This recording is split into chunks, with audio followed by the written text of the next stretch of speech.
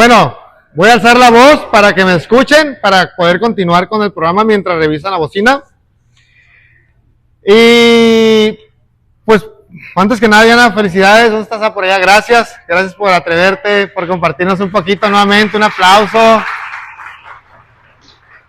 Una anécdota muy marcada que tenemos, bueno, yo a ella la conozco porque es amiga de mis amigos, por ende somos amigos y me platican mucho la de que cuando hay un prospecto tú vas a donde sea para amarrar la venta y es algo que admiro mucho porque siempre veo pues que tienes el reconocimiento, invitación por resultados, entonces sé que haces con pasión lo que haces, entonces gracias.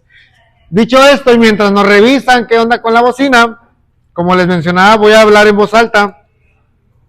Voy a empezar a leer las semblanzas de nuestros invitados, donde primeramente tenemos a Luis Jiménez, y dice así: Luis es escritor, mercadólogo y promotor cultural ensenadense, radicado en Tijuana. Fue parte del colectivo Primavera de Libros en 2015, con quienes realizó un homenaje a Gabriel García Márquez. Participación especial en la Feria del Libro de Tijuana del siguiente año, 2016. Ha participado con textos narrativos y prosa poética en los libros Artesanos de la Palabra en 2019 y en Desamores en 2022. Muy buen libro, por cierto. En 2021 presentó From Tijuana with Love, que aquí lo tenemos, y en 2023 presentó El verano en la playa de los cometas, su segunda novela inspirada en las playas de Baja California. Actualmente vive en Tijuana, donde se le ve seguido escribiendo su tercera novela en Cafés frente al mar.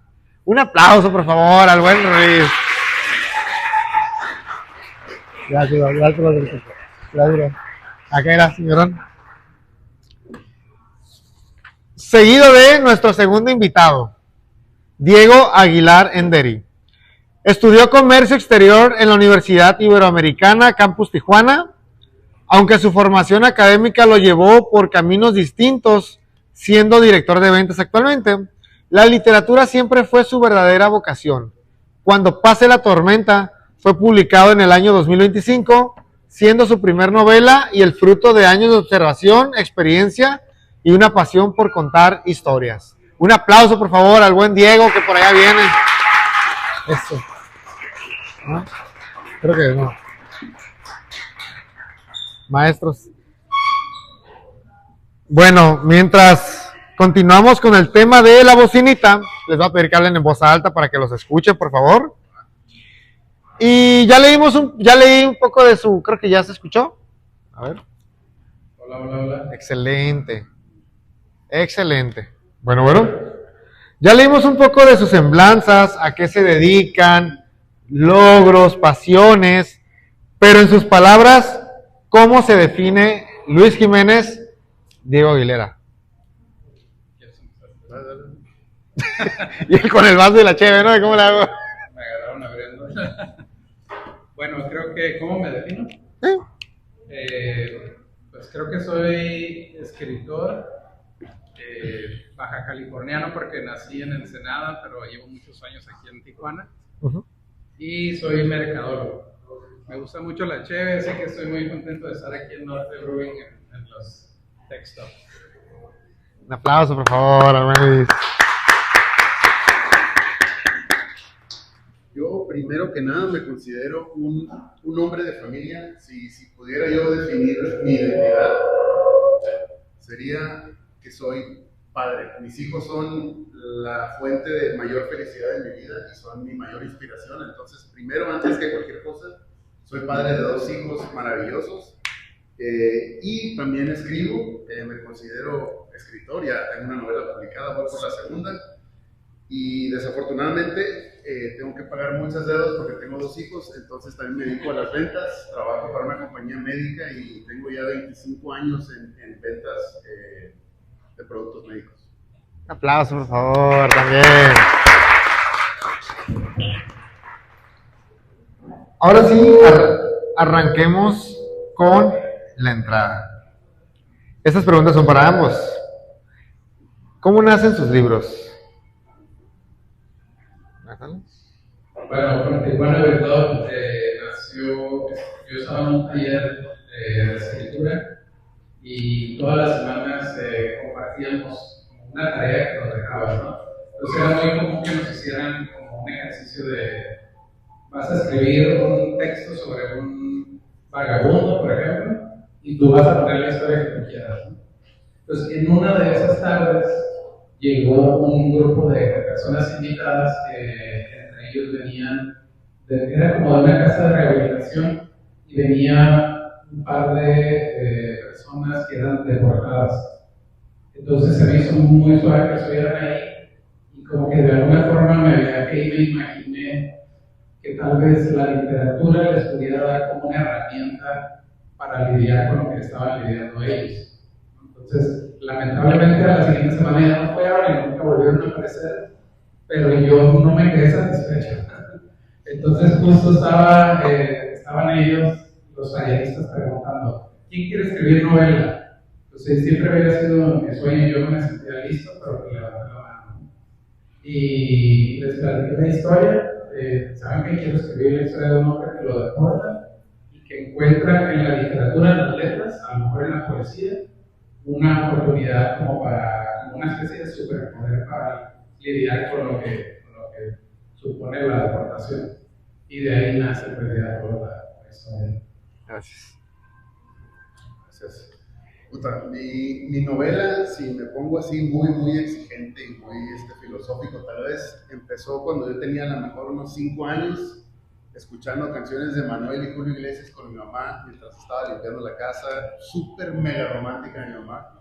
Y desde ese momento me identifiqué mucho con la parte romántica, con la parte del amor, pero no sé si afortunadamente o desafortunadamente con el amor, ese amor que duele, ¿no? Que hay que sufrir para amar y pues todas las canciones de Julio Iglesias y todos ellos pues son así muy románticas, ¿no? Entonces, en ese momento me identifiqué mucho con la parte romántica y siempre crecí con una idea del amor muy importante en mi vida, ¿no? Pero no sabía cómo canalizarla, sabía que era una persona muy creativa, la creatividad siempre me ha gustado, si estás en ventas tienes que ser creativo, entonces esa parte la tenía desarrollada, pero no sabía por dónde canalizarla, porque la verdad trabajo en ventas porque necesito dinero, pero no es mi pasión. Y de repente se dio la oportunidad de un taller, igual que Luis, y dije, este es el momento, ya no puedo esperar más, ya, o sea, necesito yo ver la manera de dónde puedo poner todas estas ideas que tengo, ¿no? Y un libro se me hizo la idea perfecta, entonces, así es como nace Cuando pasa la tormenta, es una novela muy romántica, muy dramática, y es un homenaje a ese niño de 5 o 6 años que escuchaba con su mamá Julio Iglesias de Manuel. Aquí está el resultado. Un aplauso, por favor. Yo creo que para la gente que escribe, siempre hay un capítulo, un texto, una frase memorable que tú digas, me siento orgulloso de haber hecho, de haber puesto en páginas esto. Me encantaría escuchar de ambos, para ustedes, cuál es ese texto, esa frase, ese capítulo que ustedes digan, creo que aquí valió la pena todo el esfuerzo de haber escrito este libro. A ver. Pues todo el libro. El soberbio le dicen. No, la verdad que fue una experiencia muy bonita de escribir el libro. Me clavé en los personajes completamente, viví el sufrimiento de Joaquín, que es el protagonista de la novela. Todos los personajes para mí tienen un significado muy especial. En cada uno de ellos deposité todo lo que tengo. Entonces, para mí yo creo que al final, por favor lean el libro, cuando Joaquín finalmente supera todos sus demonios, hay ahí una parte donde finalmente pasa la tormenta para Joaquín. A lo mejor ya les eché a perder la historia, pero hay una parte ahí que es la que todavía de vez en cuando regreso y la vuelvo a leer porque es la que más me emociona, porque sé que empecé una historia con ese final siempre en mente y el haber logrado el final que yo quería, pues me dio mucha satisfacción y me gusta mucho, es como la parte de redención del protagonista, entonces esa es la que más me gusta. No es la última frase, no es al final, es casi al final, pero bueno, es cuando Joaquín finalmente aprende de sus errores y puede seguir adelante.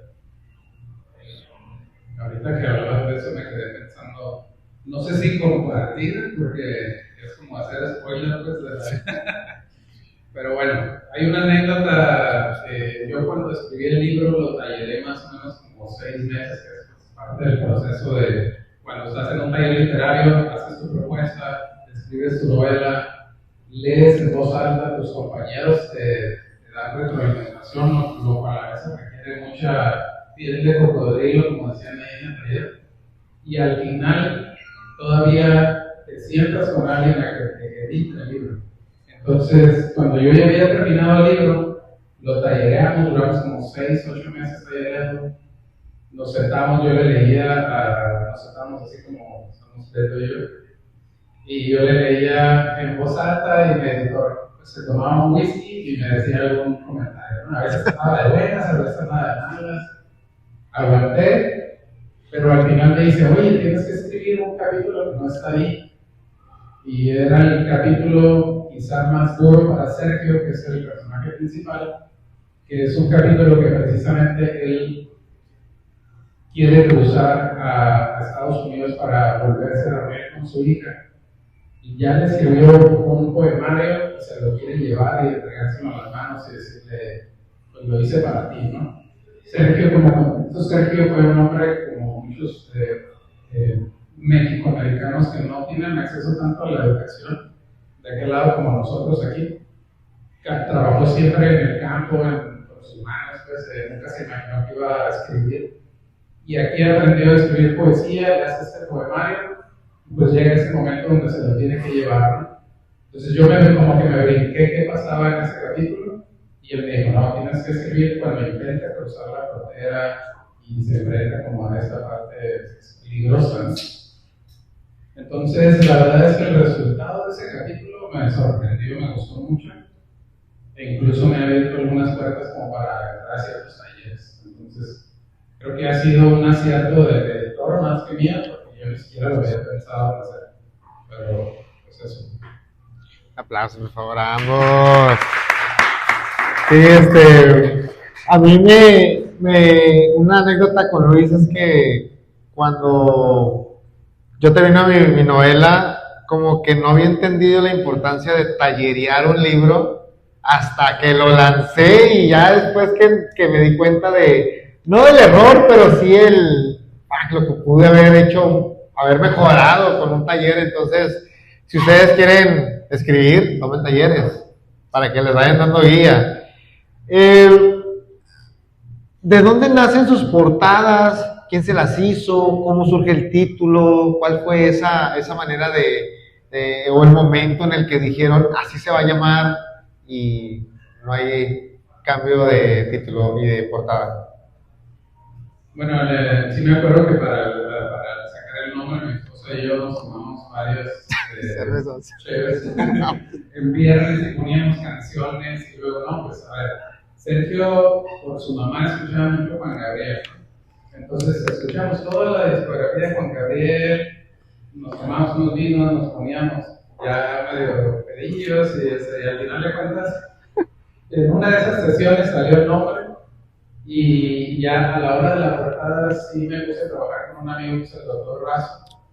Él hizo el arte del libro y tuvimos algunas sesiones. Al principio se puso así medio darks y ya dije, oye, es que no va por ese lado.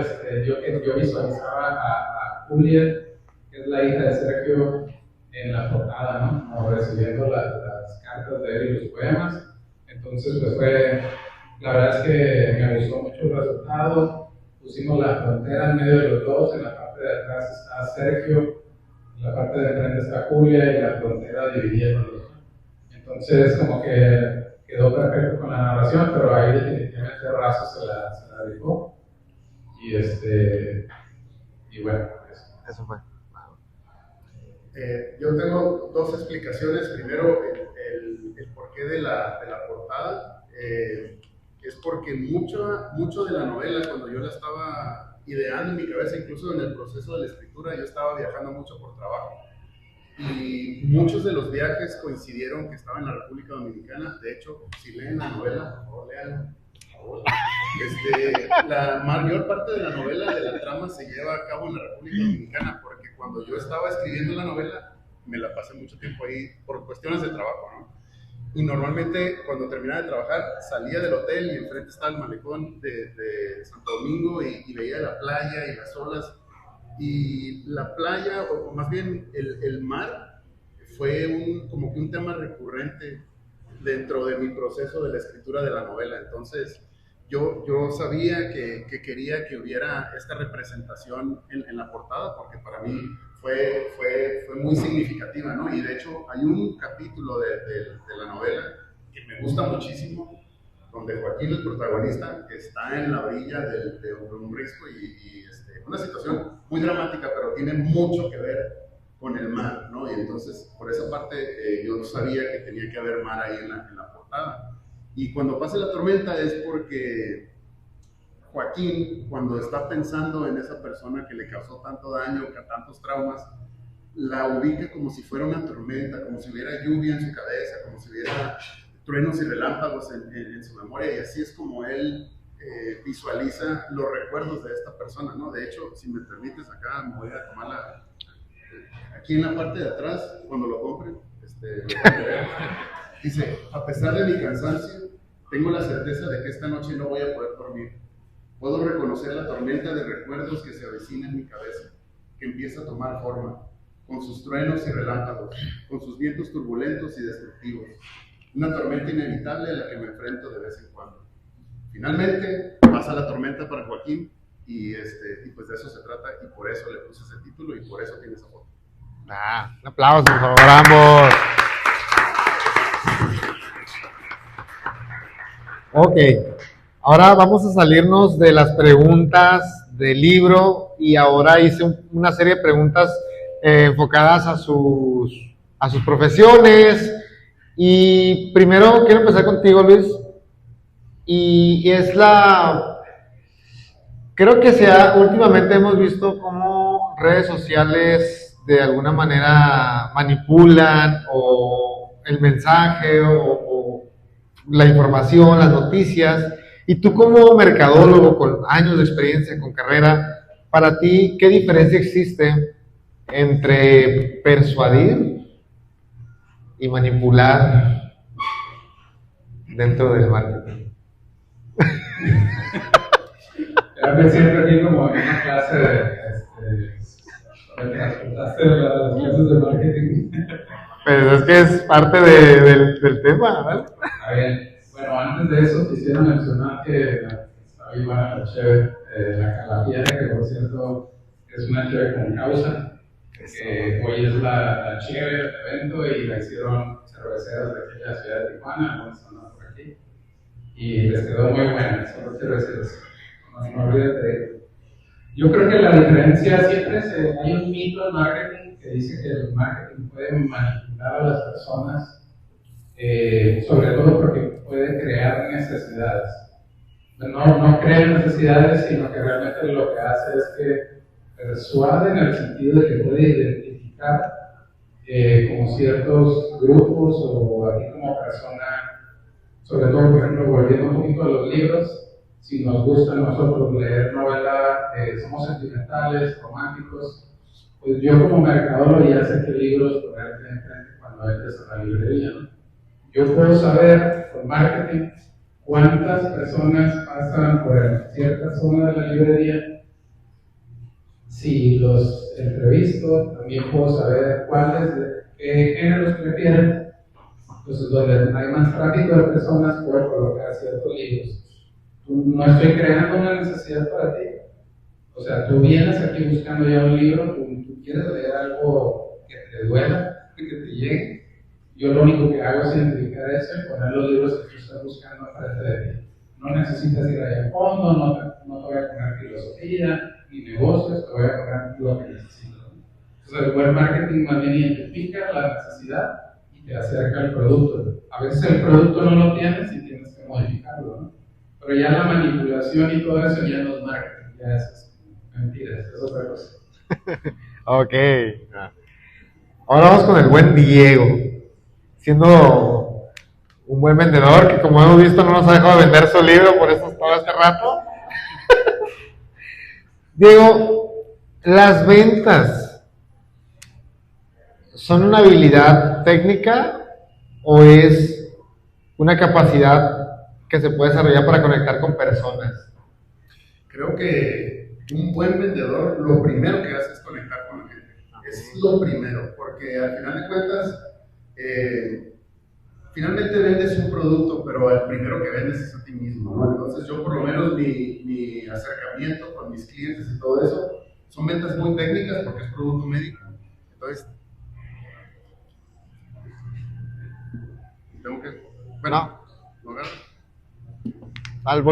Entonces tengo que estar preparado, ¿no? Para contestar las preguntas, las dudas técnicas que tengan, pero al final de cuentas, y lo que a mí me ha funcionado mucho es de que siempre trato de conectar con la persona a la que le estoy vendiendo. Al final de cuentas son relaciones humanas. La gente no le compra a mi compañía, le compra a Diego, ¿no? Y al final de cuentas también cuando pasa algo, pues ellos esperan que Diego sea el que se lo resuelva, ¿no? Entonces, para mí hay que estar preparado definitivamente porque los clientes están buscando una solución contigo, ¿no? Pero al final de cuentas tienes que hacer una conexión a nivel personal, a nivel humano, y eso es lo que te va a llevar a hacer más ventas. Ahorita estaba hablando sobre su experiencia con los seguros, y lo primero que hizo, que se me hizo algo muy acertado, es empezó a hablar de su familia, se humanizó. Entonces yo dejé de pensar, me está vendiendo seguros, y empecé a pensar, ella pasó por una experiencia difícil, me la quiere evitar a mí, se lo agradezco, ¿dónde le compro? ¿No? Entonces es esa conexión humana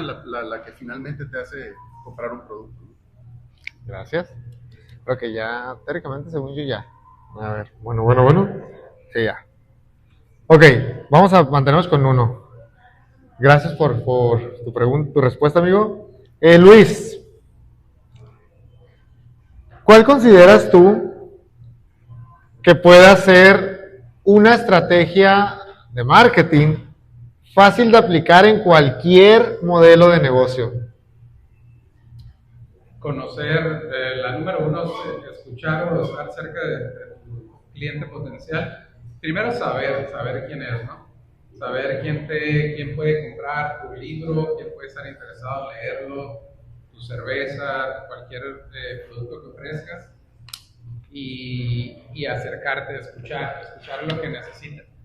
Muchas veces el producto no lo tienes, pero lo puedes crear o lo puedes como modificar, y a veces necesitan algo que tú tienes pero que no sabía, o sea, tú no habías pensado que lo podías necesitar.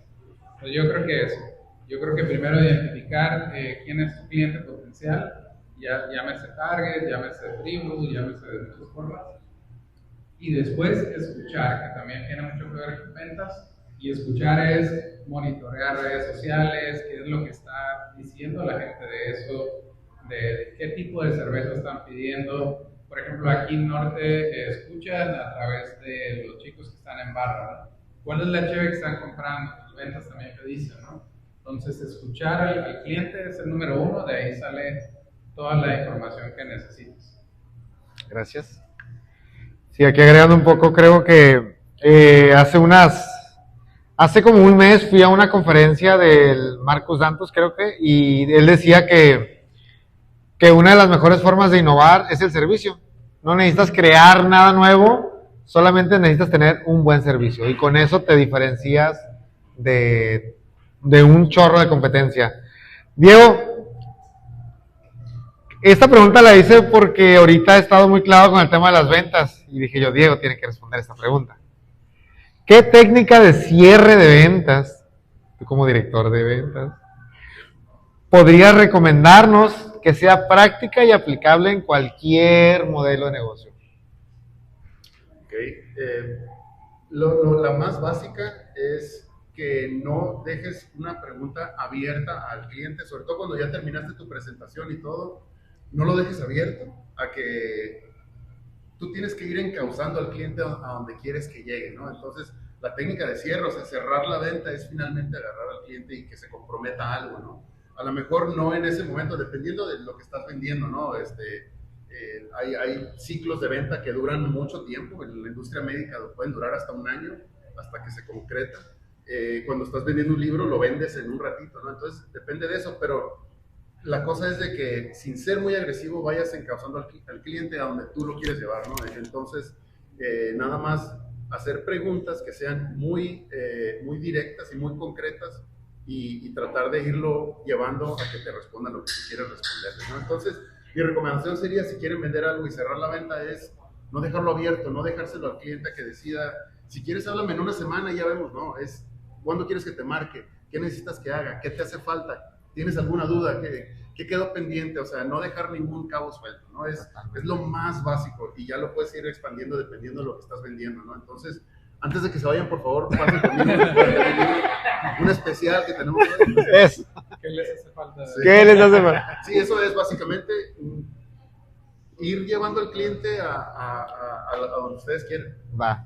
Un aplauso para ambos, por favor. ¿Qué pasó? Suena mejor, sí. Ok.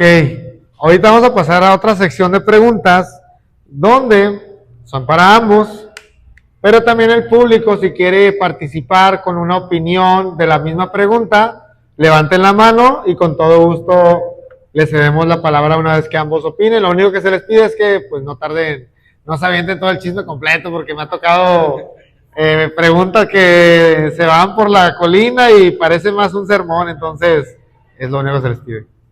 Ok, dicho esto, para ustedes, ¿qué pesa más actualmente para vender un libro?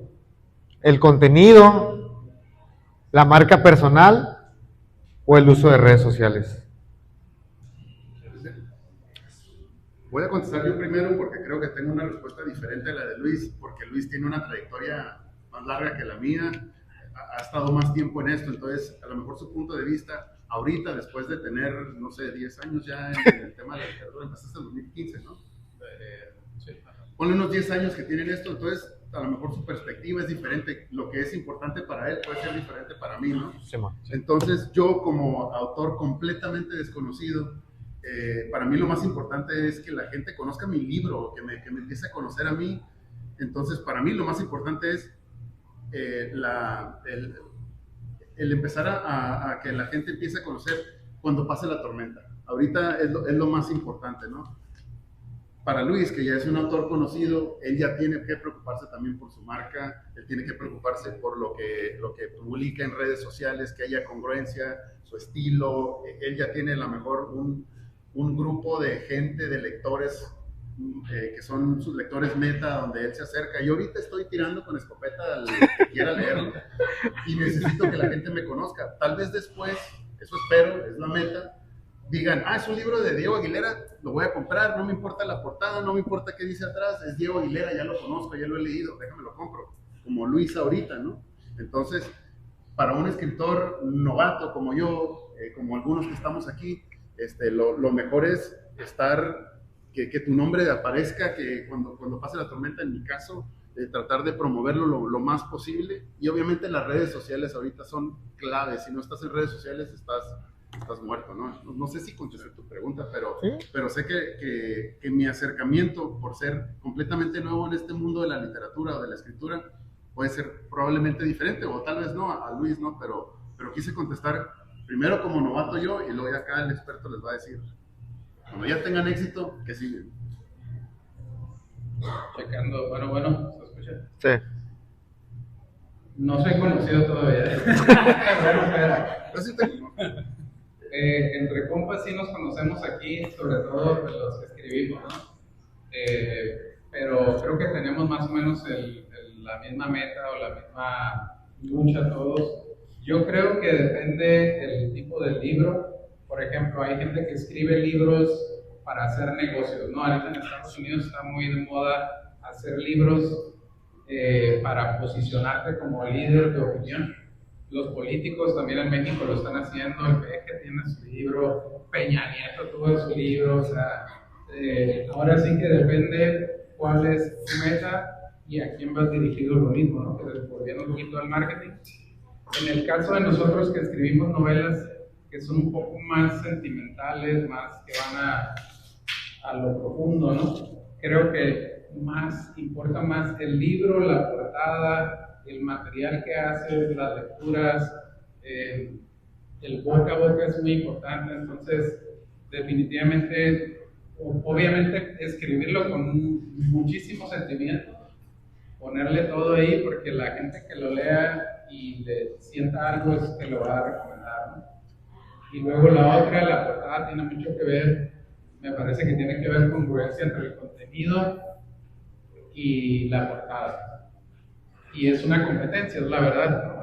Tú entras a una librería y hay no sé cuántos libros, pero muchísimos, muy bonitas portadas. Entonces, definitivamente tienes que elegir bien, tienes que asesorarte, tienes que trabajar con algún buen diseñador. Es como también volviendo al tema de la cheve, una buena cerveza, una buena etiqueta, un buen nombre, la elección del tipo de cerveza, todo eso a la hora de estar en el anaquel. Obviamente, si nosotros podemos estar en un espacio así, donde les vamos a hablar de nuestro libro, pues qué suave, ¿no? Pero el 99% de las ventas del libro no vas a estar ahí a lo mejor para defenderlo. Entonces sí, yo diría que mucho la portada, nombre, portada. Gracias. Sí, agregando todavía a sus opiniones, pues yo tengo una librería y me toca irme a las expos, ¿no? A vender libros y obviamente sí observo que una portada, o sea, observo que es lo primero que el que va pasando por ahí toma el libro, es siempre la portada con un nombre chusco, con una imagen muy obvia, hay un libro que se llama Deja de hacerla de pedo del doctor Rodolfo Mitchell, un amigo, pero el título es como mucho de que van pasando las parejas y lo agarra y mira, para que la dejes de hacer de pedo. Entonces, te das cuenta que al final del día el título y lo que la primera impresión sí tiene mucha influencia como para que alguien le dé la oportunidad. Lo que pasa después es que una cosa es que te lean las primeras 2 hojas y otra cosa es que decidan leer tu libro y decidan esperar el que viene. Y ya es donde entra la parte de qué tanto material tienes desarrollado como para que quiera terminarlo de leer y quiera recomendarlo. Entonces, y creo que pues por ahí también puede ser, creo que abonando a lo que mencionabas de la buena portada. Si la atención, y justamente hablabas de los medios de comunicación y cómo se está utilizando ahorita, si la atención es el nuevo fin de los medios de entretenimiento, repercutiendo en los libros y su economía del lenguaje, este concepto hace poco lo conocí, y es esta manera de acortar el texto en redes para hacerlo más rápido y más digerible. ¿Vale la pena para ustedes seguir publicando libros con mucha profundidad? Hacer un alto nivel de investigación y todos estos esfuerzos extras que a veces alguien le invierte en un libro. ¿Vale la pena? Me imagino la respuesta, pero ¿por qué vale la pena? Bueno, yo primero que nada espero que sí. Porque ya tengo como 2 años trabajando en un libro, me ha requerido mucha investigación. Pero ahora que sí que vale la pena, yo creo que la pregunta sería hacia uno mismo. ¿Qué libro quieres escribir, no? Un editor que tuve, y me parece una de las mejores frases en cuanto a decidir qué libro quiero escribir, decía: escribe un libro que a ti te gustaría leer. Entonces, creo que lo he visto en las editoriales grandes, en algunos escritores que yo admiro mucho, y digo, yo quiero escribir como él o como ella. Ellos hacen el trabajo de investigar, hacen novela histórica, cambian personajes, meten personajes de la vida real. Entonces yo estoy intentando seguir por ahí, ¿no? Tratar de agarrar un lenguaje un poquito poético. Ahora sí que la pregunta creo que es para uno mismo, ¿no? Porque todo, o sea, en todo puedes vender. Tú puedes vender un libro de guía, hecho con guía prácticamente, o puedes vender una investigación de 10 años, ¿no? Pero ahora sí que tú, ¿por qué quieres ser conocido, no? O sea, cuando digan, los libros de Beto son así, ese es el libro que tú escoges, ¿no? Y hay mercado para eso, nada más que tu estrategia va a ser diferente, pues hay que trabajar un poquito más. Ok, gracias. Sí, completamente de acuerdo. Yo también creo que hay que echarle todas las ganas, hay que entregar todo el corazón cuando estás escribiendo un libro. No me imagino escribir de otra manera. Incluso cuando yo terminé esta novela, 350 páginas, estaba preocupado porque dije, la gente en cuanto lo vea decir, no, no lo voy a leer, ¿no? Pero dije, esa es la historia que quiero contar y no voy a ser justo ni a los personajes ni a mí mismo si le quito páginas, si hago más corta la historia. ¿Por qué? Esta es la historia que yo quiero contar. Y también, yo también tomo muy en cuenta, regresando al tema de mis hijos, es de que cuando ya no esté aquí, a lo mejor esto es lo que ellos le van a enseñar a sus hijos también. Y quiero que este tipo de cosas que yo esté dejando para la posteridad, pues que valgan la pena y que en realidad me representen, ¿no? Ya me fui a un tema muy filosófico. No, dale, pero, dale. Pero sí, muy romántico. Dale. Pero no, definitivamente mi recomendación sería, si van a escribir un libro, háganlo con todo su corazón, porque al final de cuentas, también como decía Luis, el 99% de las ventas del libro no vamos a poder estar ahí.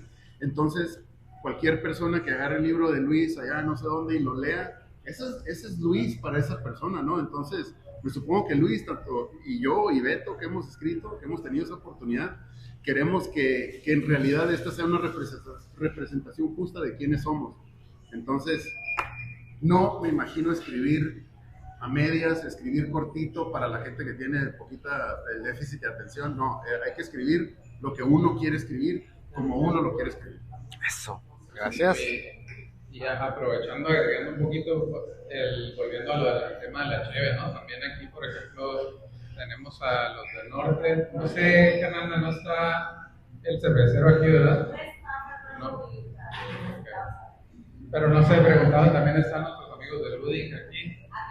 Y no sé si, o sea, cuando tú pones todo, o sea, desde la producción, el diseño, el nombre, todo tu pasión ahí en una lata que sabes que va a ir a dar a Guadalajara y va a estar compitiendo en el anaquel con todo el país, ¿no? Y internacional. O sea, si pudieras ver esa parte, ¿no? O sea, ¿cómo decides qué tipo de cheve hacer o cómo es ese proceso para ti? A ver.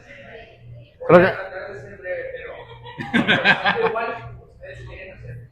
¿Qué cerveza queremos tomar? Por ahí empezamos. Pero tenemos que compartirlo porque al final, compartirlo es un diagrama de Venn. ¿Qué cerveza queremos tomar? Pero también, ¿qué cerveza va a consumir la persona que la va a tomar? Bueno, entonces, que es cuando pasamos nosotros de hacer cerveza para nosotros, en la casa, a hacer cerveza para vender así el pueblo.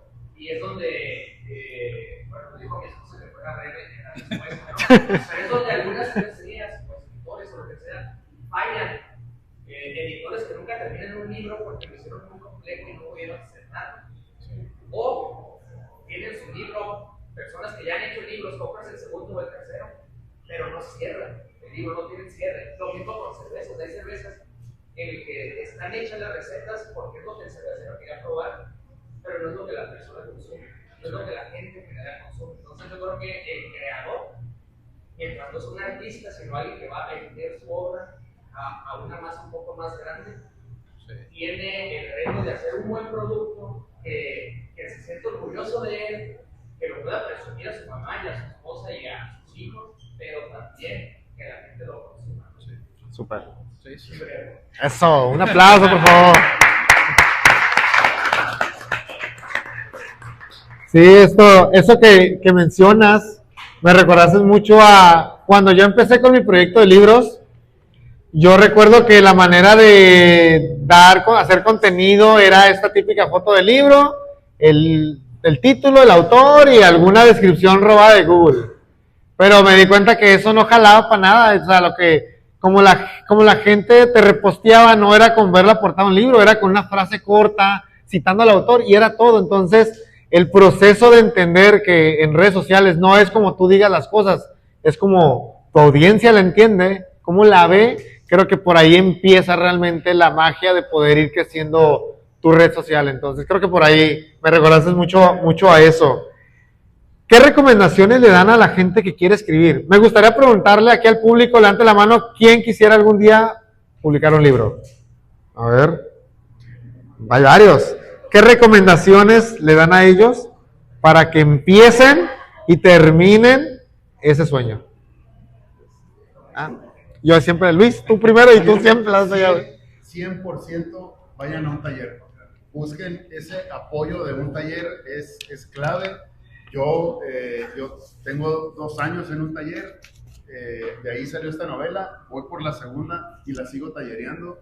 Es una herramienta tan importante la de los talleres porque recibes retroalimentación en el momento que estás compartiendo los capítulos, entonces, y además estás con otras personas que también están empezando a escribir, entonces lo hace menos intimidante, porque el hecho de empezar a escribir, y sobre todo si quieres escribir una novela, puede ser intimidante, es mucho trabajo, ¿no? Entonces, si lo puedes hacer con alguien que te vaya acompañando en el proceso, te vaya guiando con conocimiento, pero también que vayas en el mismo camino con otros escritores, esa es la clave. Para mí, sin el taller estoy 100% seguro que este libro no estaría como está, ¿no? Y entonces yo sí se lo recomiendo y los invito a que busquen talleres. Afortunadamente hay muchos en Tijuana muy buenos y no voy a aventarme comerciales porque sé que también Beto da talleres, pero busquen un taller, eso para mí clave.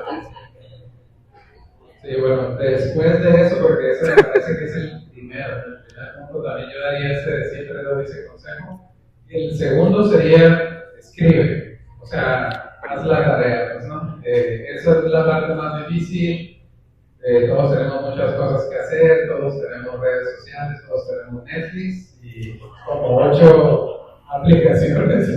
Cada vez hay más, cada vez hay liguilla de fútbol, hay una NBA, o sea, siempre hay un pretexto, ¿no? Para no ponerte a escribir, pero escribe.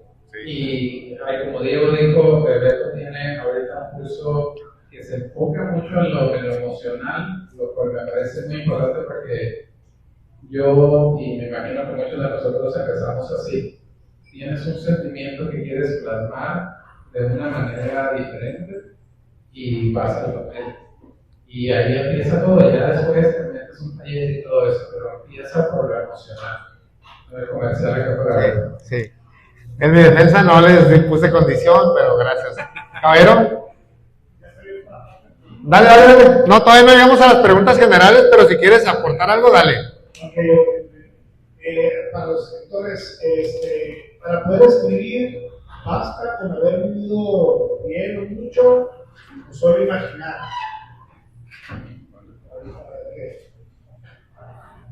Yo, de mi experiencia, te parece que no tienes que vivir mucho.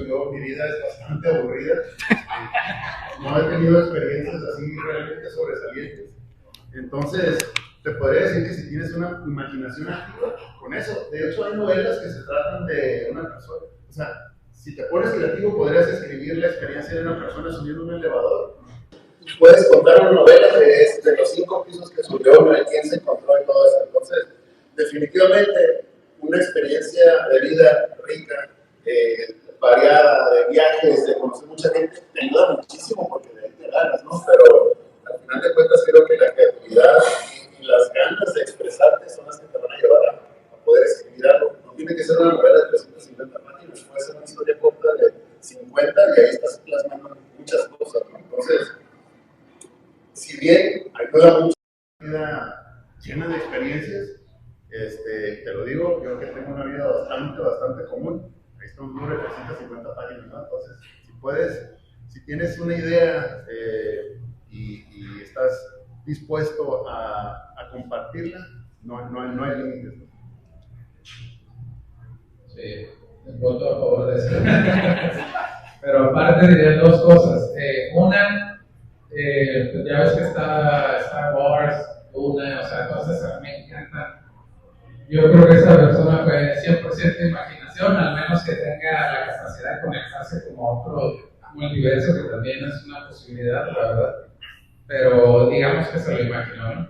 Y la otra es que también la literatura, al menos en mi caso, me ha permitido obligarme a vivir ciertas cosas. Para la novela del verano, La playa de las cometas, es una chica mexicoamericana que vive en California y cuando muere su abuelo hereda una casa en la playa en Ensenada. Entonces pues decide ir a ver qué pasa, ¿no?, con la casa. Entonces es una novela que habla como de un poquito de descubrimiento por raíces, pero también tiene mucho que ver el vino, la playa, la gente que vive en la playa, que cuida la playa, los ambientalistas. Entonces, para eso conocí muchos ambientalistas, tomé mucho vino, conocí, renté casas en la playa para ver qué se sentía quedarte en la playa. Entonces, fue bien chingón, ¿puedo decir eso? No sé si vaya a estar en esta podcast, pero fue bien chingón la parte de vivirlo, pues. O sea, a lo mejor si yo no me lo hubiera empujado para vivirlo, no hubiera sabido representarlo realmente. Lo único que me arrepiento a lo mejor es mi hígado, ¿no? O mi estómago, de todo ese viaje, pero la literatura también te da ese viaje. Está bien chingón. Sí. Muchas gracias. Un aplauso, por favor, a ambos. Vamos a empezar con las preguntas de cierre. Ya anduvimos divagando por el marketing, por las ventas. Ahora vamos a regresar nuevamente con sus trabajos literarios y es, ¿qué libro, autor o figura pública ha cambiado su forma de percibir todo este mundo literario? Qué buena esa. Voy a decir mis favoritos por resumir, pero Rayuela de Cortázar. Creo que eso me voló la cabeza de que el libro puede ser muy diferente de lo que yo me imaginaba. Y luego Murakami me ha gustado mucho porque son unos libros donde aparentemente no pasa nada, porque son muy nostálgicos y todo esto, siempre está recordando, siempre son como algo que le pasó en su juventud. Pero al mismo tiempo te transmiten mucho, pues hay como mucha neblina, es como un mundo como muy gris. Y dije, habemos otros grises. Entonces como que también me di cuenta que habemos unos escritores de esas historias y para la gente que le gustan esas historias sentimentalonas, así, pues hay autores y hay lectores, ¿no? Yo creo que esos dos. Y hay una escritora que se llama Sara Satoshi, que también me gusta mucho, y Carla, bueno, pudiera decir cómo se llama. A mí, Luis Jiménez escribió Bueno, Hijo de la verga.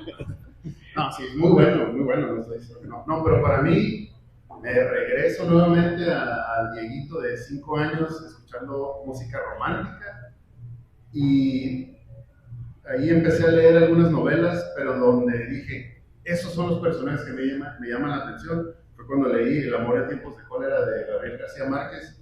Como a ti, Cortázar, también me voló la cabeza.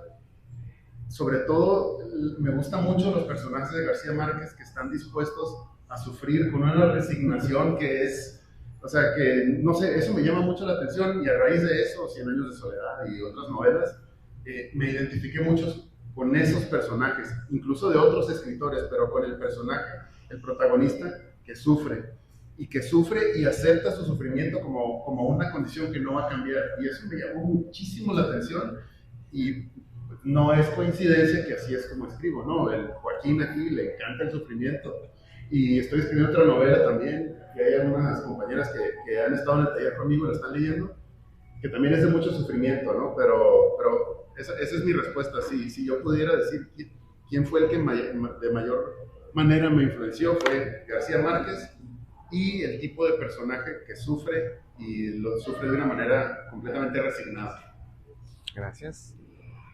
Fíjate que el común denominador de ambos es este gusto por lo emocional. No has dejado de repetir la palabra sufrimiento.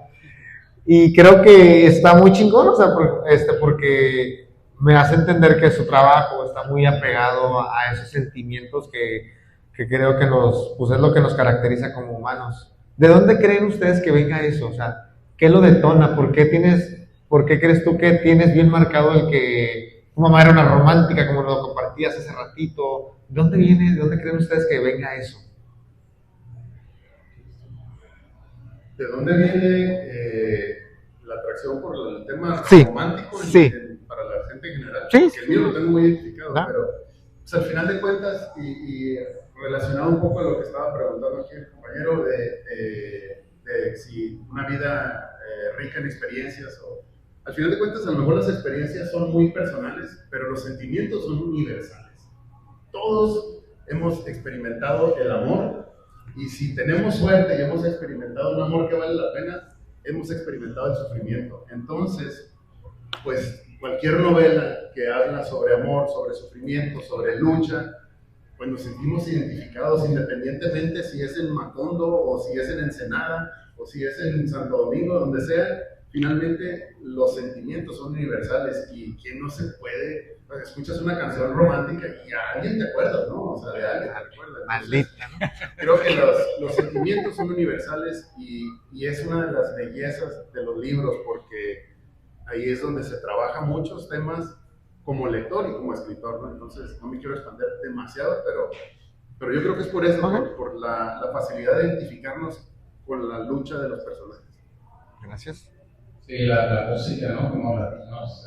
Yo también crecí con siento que las canciones que ponían en mi casa mi mamá me transmitieron como esa vibra nostálgica también. Y siempre digo, mi papá, como la necesidad de plasmar en las letras, y mi mamá como todo ese sentimentalismo, ¿no? Las canciones románticas de esos tiempos.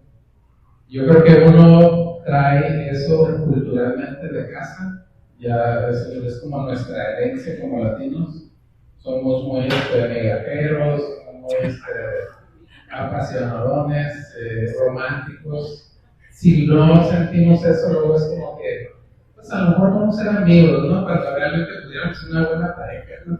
Sana. Pero digo, no, me gustas como amigo. Y ya después dices, pero bueno, yo escogí unas cosas así también, o sea, muy apasionadas, me gusta. Y yo diría que de ahí viene. Siempre digo, mi papá y mi mamá son mi herencia número una de las letras. Ya para culminar, la última pregunta es, ¿qué reto se han enfrentado en la etapa de escritura, ya sea la parte en el proceso de escribir, como ya una vez que lo publican y todo lo que conlleva después? ¿A qué retos se han enfrentado y qué experiencia les ha dejado esa situación o el reto? Es muy difícil. Yo creo que el mayor reto como escritor independiente es que no todos son tus recursos, ¿no? Todo tu dinero, tu energía, tus amigos, tu love money, que es pues, todos los recursos que puedes obtener del mundo que te rodea, ¿no? La gente que te apoya, pero brincar de ahí hacia afuera para que otra gente quiera conocer tu obra es muy difícil. O sea, si no es que es prácticamente imposible, ¿no? Porque no sé cuántos millones de libros se publican al año, muchos de esos patrocinados por editoriales, a veces por fondos de cultura económica, algunos fondos para gente más joven. De repente uno se da cuenta que ya la sociedad ya no accedemos a ciertos fondos. Entonces es como, o sea, yo creo que es la misma historia de todos los emprendedores, ¿no? Eres tú, siempre fuiste tú. O sea, tienes un grupo de apoyo, pero lo difícil, lo duro, es que te tienes que administrar tu energía, tu dinero para largo plazo, pues, ¿no? Al menos que pienses escribir un libro y luego dejar tu carrera como escritor ahí. Pero si es a largo plazo, entonces ser perseverante y sí, eso. Sí, completamente de acuerdo. El tema financiero es importante porque también el mío fue autopublicado. Y hablando de fondos, yo me metí a fondo de ahorro del mío y ya lo estoy recuperando. Faltan 10 libros. No, sí, es importante, pero bueno, esa parte es muy importante, ¿no? Y creo que también igualmente importante es que como escritores independientes sepamos de entrada que el ser exitoso en la literatura es como entrar a la NBA o como ir a jugar, no sé, es un long shot, como dicen los gringos, ¿no? Y está bien, no pasa nada, porque al final de cuentas, el proceso de la escritura y yo poder tener este libro en mis manos, que en algún momento fue una idea nada más en mi cabeza, vale completamente la pena, ¿no? Hablando también, dejando a un lado el tema frío de las finanzas, que es finalmente súper importante, también algo muy difícil es convencerse de que lo que ustedes quieren contar vale la pena ser contado, ¿no? Yo les voy a decir que sí, que lo que quiera, que ustedes quieran contar, lo que sea que hayan experimentado, les aseguro que a otra persona le va a interesar, ¿no? Entonces, no se detengan. El síndrome del impostor está ahí constantemente, te está cuestionando, ¿quién va a querer leer esta novela? Es importante lo que estás diciendo. No hacerle caso, creer en lo que están haciendo y hacerlo, porque les aseguro que hay personas que se los van a agradecer, y además es un proceso tan terapéutico. Y nada más, ya como última recomendación, yo siempre les digo, si van a escribir un libro, háganse 2 preguntas. Si tienen la respuesta a esas 2 preguntas, ya lo hicieron. Primero es, ¿por qué quieren escribir un libro y para quién? Si tienen claras esas preguntas, si tienen las respuestas, todo lo demás no importa. Yo, por ejemplo, sabía por qué lo quería escribir, sabía quién quería que lo leyera. Entonces, lo demás, si se vende, si no se vende, pues es irrelevante, ¿no? No es mi meta. Mi meta era dejar algo por escrito, que mis hijos lo leyeran, etcétera. Ya no me meto mucho rollo, pero esas 2 preguntas son claves. Y no estoy diciendo que si escriben no van a tener éxito, ¿no? O sea, el éxito está ahí y pues puede suceder. Pero yo les sugeriría que cuando vayan a escribir su novela, no vayan pensando en el éxito que van a tener, si van a ser bestseller, porque el proceso de escritura, eso es lo más bonito de escribir, ¿no? Eso es lo más bonito. Ya cuando está impreso, se acabó, ¿no? Y empieza el que sigue, ¿no? Entonces, aguas con el síndrome del impostor en cualquier cosa que hagan. Y también, última cosa, lo prometo, no es el vivir, el tener que trabajar para vivir, no significa que no pueden también hacer lo que los apasiona. No tienen que dedicarse a lo que los apasiona y de ahí sacar todo su dinero. Lo que quiero decir es de que pueden ser escritores, pueden ser cantantes, pueden vivir su pasión y también trabajar, no pasa nada, necesitamos dinero, ni modo, y a lo mejor en algún momento pueden dejar de trabajar en lo que hacen ahorita para dedicarse a lo que los apasiona, pero no dejen de vivir lo que los apasiona por el tema del dinero, ¿no? Sigan trabajando y en paralelo vivan su pasión, ¿no? Un aplauso para Amos, por favor.